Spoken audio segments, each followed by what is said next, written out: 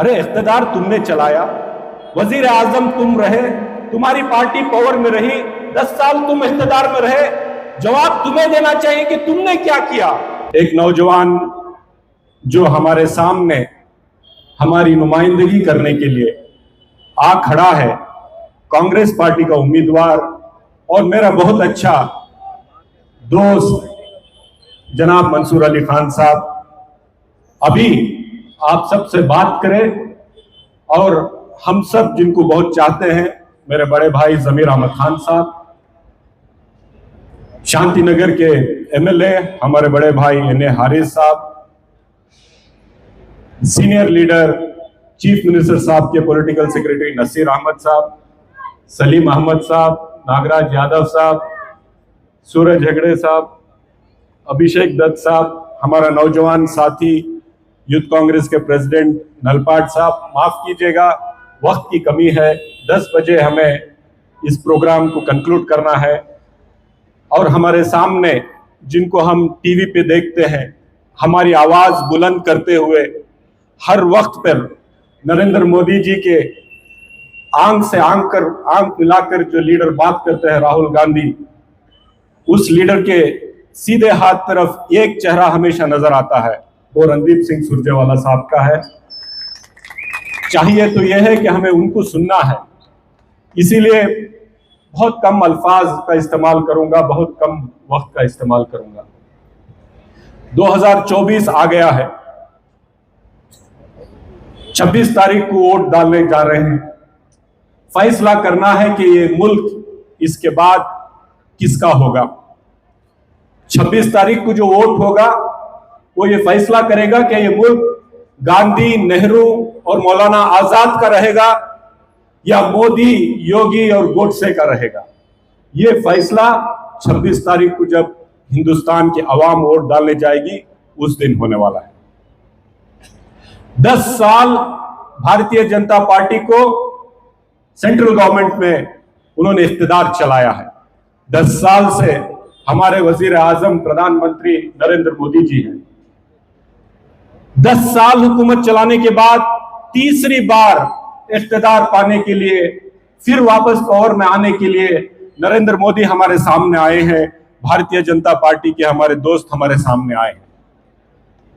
और होना तो यह चाहिए था कि वो हमें बताएं कि आपने इन 10 सालों में किया क्या है, क्योंकि आवाम जानना चाहती है नरेंद्र मोदी और बीजेपी से कि आपने इन 10 सालों में क्या किया हिंदुस्तान के लिए। लेकिन उल्टा सवाल नरेंद्र मोदी जी हमसे पूछ रहे हैं कि कांग्रेस ने 70 साल में क्या किया। अरे इख्तिदार तुमने चलाया, वजीर आजम तुम रहे, तुम्हारी पार्टी पावर में रही, 10 साल तुम इख्तिदार में रहे, जवाब तुम्हें देना चाहिए कि तुमने क्या किया। और तुम हमें पूछ रहे हो कि हम क्या किए 70 सालों में। क्या कांग्रेस पार्टी 70 साल से पहले नहीं थी पावर में, इख्तिदार में? कांग्रेस पार्टी 70 साल से पहले भी वजूद में थी। इस मुल्क को आजाद कांग्रेस पार्टी ने कराया। इस मुल्क को कॉन्स्टिट्यूशन, आईन डॉक्टर बाबा साहेब अंबेडकर के जरिए कांग्रेस पार्टी ने दिया। इस मुल्क को जमहूरियत में तब्दील कांग्रेस पार्टी ने किया। अगर हमने मुल्क को आजाद नहीं करवाया होता, बाबा साहेब अंबेडकर ने कॉन्स्टिट्यूशन नहीं दिया होता, हमने जमहूरियत को बचाया नहीं होता, तो क्या आप आज वजीर आजम होते? आप नहीं हो पाते। इस मुल्क को हमने क्या किया ये तो बच्चा बच्चा जानता है। अगर आज पूरी दुनिया में ये मुल्क न्यूक्लियर मुल्क है तो इसलिए है कि कांग्रेस पार्टी बरसरे इख्तिदार रही। आज पूरी दुनिया में हिंदुस्तान इमर्जिंग इकोनॉमी है, वर्ल्ड लीडर बनने जा रहा है, इसलिए क्योंकि हमने 70 साल यहां पे हमने हुकूमत की। हमने इस मुल्क को प्यार मोहब्बत का एक गहवारा बनाया, एक चमन बचकर बनाकर इसको सींचा। हिंदू, मुसलमान, सिख, ईसाई प्यार मोहब्बत के साथ, खुलूस के साथ, भाईचारे के साथ जो जिंदगी बसर कर सकते थे, एक ऐसा मुल्क बनाकर रखा। हमने इन 10 सालों में जो राजा महाराजाओं को पेंशन दिया करते थे, प्रिवी पर्स, उसको खारिज करके इस देश की इस आवाम को, गरीब आवाम को पेंशन देने का काम किया। हमने इन 10 सालों में जो ये मुल्क की दौलत बड़े बड़े जो पूंजीपति, उद्योगपति, कॉर्पोरेट्स के हाथों जाने वाली थी, उसको निकाल करके इन लोगों को, गरीबों को बांटने का काम किया। हमने 10 सालों में जितनी यूनिवर्सिटी बनी कांग्रेस पार्टी ने बनाई, जितनी स्कूलें बनाई कांग्रेस पार्टी ने बनाई, जितने डैम्स बने कांग्रेस पार्टी ने बनाई, जितने रेलवे स्टेशन बने कांग्रेस पार्टी ने बनाई, जितने एयरपोर्ट बने कांग्रेस पार्टी ने बनाई, जितने हाईवे बने कांग्रेस पार्टी ने बनाई। आपने 10 सालों में क्या किया? आपने 10 सालों में सिर्फ इस समाज को तोड़ने का काम किया। आपने 10 सालों में लोगों से झूठ बोला, फरेब किया।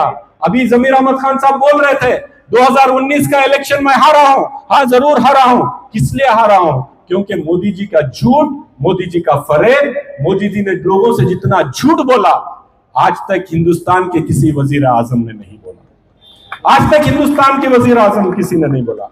अरे 10 साल में आपने क्या किया? इस सवाल का आपके पास जवाब नहीं है। आपने राजस्थान में कहा है कि सारी दौलत कांग्रेस पार्टी निकाल करके मुसलमानों को दे देगी। अरे कांग्रेस पार्टी हिंदुओं की पार्टी है, कांग्रेस पार्टी मुसलमानों की पार्टी है, कांग्रेस पार्टी क्रिश्चियनों की पार्टी है, कांग्रेस पार्टी सिखों की पार्टी है, कांग्रेस पार्टी दलितों की पार्टी है, कांग्रेस पार्टी हिंदुस्तान के हर एक फर्द की पार्टी है। जिसके दिल में हिंदुस्तान, जिसके दिल में भारत, जिसके दिल में इंडिया होता है, हर उस वफादार हिंदुस्तानी की पार्टी कांग्रेस पार्टी है।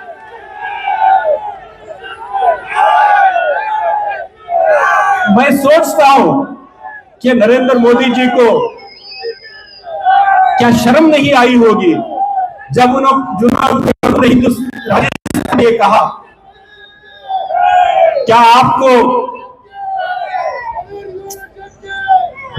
राजस्थान में जब उन्होंने कहा तो मैं कभी सोचता हूं कि क्या उनको शर्म नहीं आई ऐसी बात कहते हुए?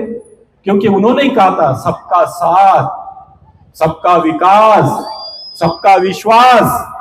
आज आपने देखा इस मुल्क की गरीब आवाम आपके खिलाफ वोट डाल रही है, बीजेपी को हराना चाहती है। उस आवाम में हिंदू, मुसलमान, सिख, ईसाई सब मिलकर के, आज पूरी आवाम मिलकर के हिंदुस्तान की आवाम बीजेपी को हराना चाहती है। जैसा आपने देखा पहले चरण की पोलिंग, पहले फेज की पोलिंग जैसे ही हुई, उसमें आपको पता चल गया कि आप हारने वाले हो। तो आपने क्या किया? आपने हिंदू मुसलमान पहले से फिर से शुरू कर दिया। आज मैं अपील करना चाहता हूं, शिवाजी नगर एक ऐसा इलाका है जहां पे हिंदू, मुसलमान, सिख, ईसाई प्यार मोहब्बत के साथ रहते हैं। यहाँ पे सब लोग भाईचारे के साथ रहते हैं। यहाँ पे 250 साल की अगर एक चर्च है तो यहाँ 200 साल का एक की दरगाह भी है, 200 साल की मस्जिद भी है, 1500 साल की एक मंदिर भी है। यहाँ पे मुसलमान मंदिर को देखकर उसकी इज्जत करता है, एक हिंदू मस्जिद को देखकर उसकी इज्जत करते हैं।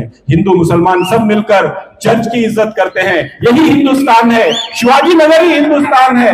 अगर शिवाजी नगर को हिंदुस्तान में जो माहौल बना है उससे बचा कर रखना है और शिवाजी नगर का माहौल पूरे हिंदुस्तान में फैलाना है, तो प्यारे माँ बहनों, बुजुर्गों, नौजवान साथियों, वो सिर्फ और सिर्फ कांग्रेस पार्टी कर सकती है, सिर्फ और सिर्फ राहुल गांधी कर सकते हैं। और कोई ऐसा लीडर नहीं है जो खड़े होकर के इस नफरत की सियासत को खत्म कर सके, खड़े होकर के इनके झूठ को, इनके फरेब को खत्म कर सके। अगर वो कर सकता है तो सिर्फ राहुल गांधी कर सकता है। आपको राहुल गांधी के हाथों को मजबूत करना है। आप राहुल गांधी के हाथ कैसे मजबूत करेंगे? जब आप मंसूर अली खान को वोट देंगे, आप कांग्रेस पार्टी के हाथ के पंजे को वोट देंगे। जब आप हाथ के पंजे को वोट देंगे तब आप समझ जाइए हिंदुस्तान की आवाम जो परेशान है, भूखमरी से परेशान है, महंगाई से परेशान है, नौजवान जिनके हाथों को काम नहीं है, किसान जो आज बिल्कुल आंख से आंसू निकालने के भी लायक नहीं रहे, इसलिए नहीं रहे क्योंकि नरेंद्र मोदी जी और बीजेपी अदानी और अंबानी की गुलामी करते हैं। आज गरीब आवाम को इन्होंने सड़कों पे छोड़ दिया है कि तुम्हारी जिंदगी तुम खुद जी लो। तो आज कर्नाटक में कांग्रेस की हुकूमत, जनाब सिद्धरामैया की हुकूमत आ गई, इसलिए गरीब आवाम बच गई। अगर आप जान लीजिए यहाँ पे भी अगर कांग्रेस नहीं आती तो गरीब कहां जाते। आज हम हर घर को 2000 रुपए पहुंचाने का काम कर रहे हैं। हमारी बहन जो भी हो, हिंदू, मुसलमान, सिख, ईसाई कोई भी निकले, हाथ बताए बस रुकेगी। उसमें आप बीदर से लेकर चामराजनगर तक फ्री जा सकते हैं। आज कर्नाटक रियासत की कोई भी किसी भी घर में 1 रुपया इलेक्ट्रिसिटी बिल का नहीं देना पड़ता। नौजवान जिसके हाथ को काम नहीं है उसको स्टाइफंड देने का काम हम कर रहे हैं। जिसके घर में अनाज नहीं है हर सर को 10 किलो अनाज देने का काम कर रहे हैं। ये कौन कर रहा है? कांग्रेस पार्टी कर रही है। किस लिए कर रही है? कि हिंदुस्तान सबका है, सिर्फ अमीरों का हिंदुस्तान नहीं है। जिनकी गुलामी बीजेपी करते हैं सिर्फ उनका हिंदुस्तान नहीं है। हिंदुस्तान किसी का है तो गरीब अवाम का है। गरीब अवाम, गरीबों के घर को अगर आप जाकर देखें, उनकी तकलीफ जो है आज बर्दाश्त के काबिल नहीं है। तो इसलिए मैं आप सबसे अदबन गुजारिश कर रहा हूं, ಎಲ್ಲರಿಗೂ ನಾನು ಕೈ ಮುಗ್ದು ಕೇಳ್ಕೊತಾ ಇದ್ದೀನಿ, ಒಬ್ಬ ಒಳ್ಳೆ ಯುವಕ, ಒಬ್ಬ ಯುವ ನಾಯಕ, ವಿದ್ಯಾವಂತ ಯುವ ನಾಯಕ 9 ಸ್ಕೂಲ್ ನಡೆಸ್ತಾ ಇದ್ದಾರೆ, 25,000 ಮಕ್ಕಳನ್ನು ವಿದ್ಯಾ ದಾನ ಮಾಡ್ತಾ ಇದ್ದಾರೆ. ನಾನು ಮನ್ಸೂರ್ ಅಲಿ ಖಾನ್ಗೆ ಯಾಕೆ ಸಹಾಯ ಮಾಡ್ತಾ ಇದ್ದೀನಿ, ಯಾಕೆ ನಾನು ಅವರ ಕೈ ಬಲಪಡಿಸಬೇಕು ಅಂತ ಬಂದಿದ್ದೀನಿ ಮುಂದೆ ಅಂದ್ರೆ, ಅವರ ಕೈ ಬಲಪಡಿಸಿದ್ರೆ ನಮ್ಮ ನಾಯಕರಾದಂತ ರಾಹುಲ್ ಗಾಂಧಿ ಅವರ ಕೈ ಬಲಪಡಿಸಿದಂಗೆ. ಅವರ ಕೈ ಬಲಪಡಿಸಿದ್ರೆ ನಾನು ಶಿವಾಜಿನಗರಲ್ಲಿ ಏನೇನ್ ಕೆಲಸ ಮಾಡ್ತಾ ಇದ್ದೀನಿ, ಶಿವಾಜಿನಗರಲ್ಲಿ ಏನೇನ್ डेवलपमेंट ಮಾಡ್ತಾ ಇದ್ದೀನಿ, आज जितना भी आप डेवलपमेंट देख रहे हैं मेरे अकेले कंधों पर इसका बोझ उठाकर बहुत देर तक हम नहीं चल सकते। अगर आपने मंसूर को वोट दिया और वो एमपी बने तो हमारे साथ खड़े होकर हमारा बोझ वो भी साथ उठा करके शिवाजीनगर की तरक्की, बेंगलुरु सेंट्रल की तरक्की, हिंदुस्तान में एक ऐसी सरकार जो प्यार मोहब्बत फैलाए, उन प्रीति विश्वास बांधव्यದ ಒಂದು ಸರ್ಕಾರ, ಭ್ರಷ್ಟಾಚಾರ ರಹಿತವಾದಂತ ಸರ್ಕಾರ, ಪೂಂಜಿಪತಿಗಳಿಗೆ ಗುಲಾಮಗಿರಿ ಮಾಡ್ತಕ್ಕಂಥವ್ರಿಗೆ ಅಧಿಕಾರದಿಂದ ಇಳಿಸಿ ರಾಹುಲ್ ಗಾಂಧಿ ಅಂತ ಒಂದು ಸಾಮಾನ್ಯ ಮನುಷ್ಯರ ಒಂದು ಧ್ವನಿಯಾಗಿ ಯಾರು ಕೆಲಸ ಮಾಡ್ತಾ ಇದ್ದಾರೆ, ರಾಹುಲ್ ಗಾಂಧಿ ಅವರ ಕೈ ಬಲಪಡಿಸೋಣ, ಮಲ್ಲಿಕಾರ್ಜುನ್ ಖರ್ಗೆ ಅವರ ಕೈ ಬಲಪಡಿಸೋಣ, ಬನ್ನಿ ಸಿದ್ದರಾಮಯ್ಯನವರ, ಡಿ ಕೆ ಶಿವಕುಮಾರ್ ಅವರ ಕೈ ಬಲಪಡಿಸೋಣ ಅಂತ ಹೇಳಿ ಮತ್ತೊಮ್ಮೆ ಕೈ ಮುಗಿದು 1ನೇ ನಂಬರ್ मंसूर अली खान ಹಸ್ತದ ಗುರುತಿಗೆ तಮ್ಮ मतವನ್ನು ಕೊಡಬೇಕು। मंसूर अली खान को आप जिताइए, कांग्रेस पार्टी को मजबूत करिए। यहाँ की चांदनी चौक से जो आवाज जाएगी लाल किले तक जानी चाहिए। ये आप सब मिलकर काम करिए और आने वाले दिनों में एक मोहब्बत फैलाने वालों की हुकूमत, नफरत फैलाने वालों का खात्मा कर मंसूर अली खान और कांग्रेस पार्टी को जिताइए। शुक्रिया। जय हिंद, जय कर्नाटक।